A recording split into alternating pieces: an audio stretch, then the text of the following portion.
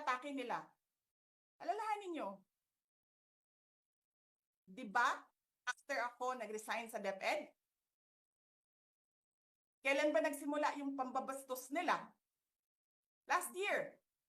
After that meeting with the Makabayan Bloc and Martin Romualdez. They started destroying my name, pummeling me in the media with a multi-million PR campaign. Pinastos pa nila ako ng mga pagsisinungaling nila na kesyo taksil, kesyo korap, abusado. Putang ina ninyo.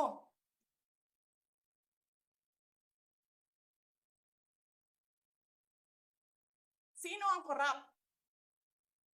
Yung mga congressman na yan na nag-hearing, anong sinasabi nila? Pagkatapos, pag na-off na ang mic, pag wala ng media, pasensya na kayo ha. Kailangan kasi namin ng pera. Mag-eleksyon na kasi.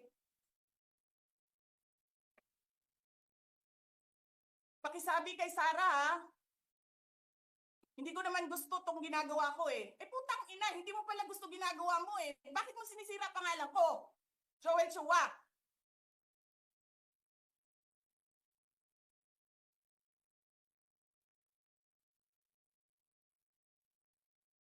Ganyan.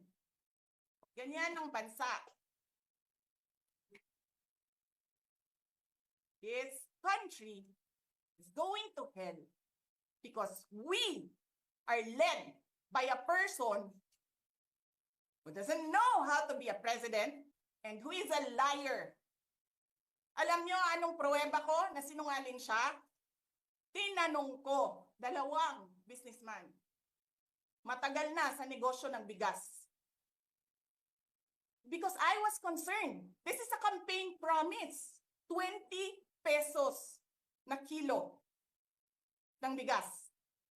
And so, I really sat down and talked to a businessman. Sabi ko, sabihin mo sa akin, kung magagawa ba yung 20 pesos?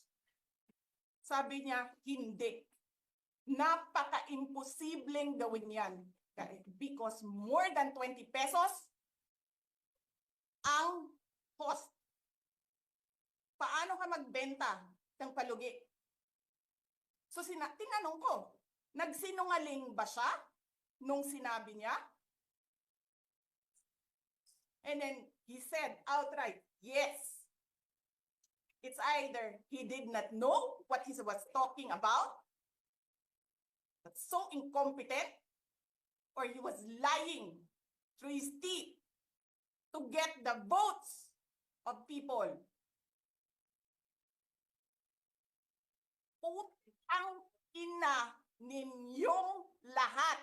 Martin Romualdez, Lisa Marcos, Bongbong Marcos.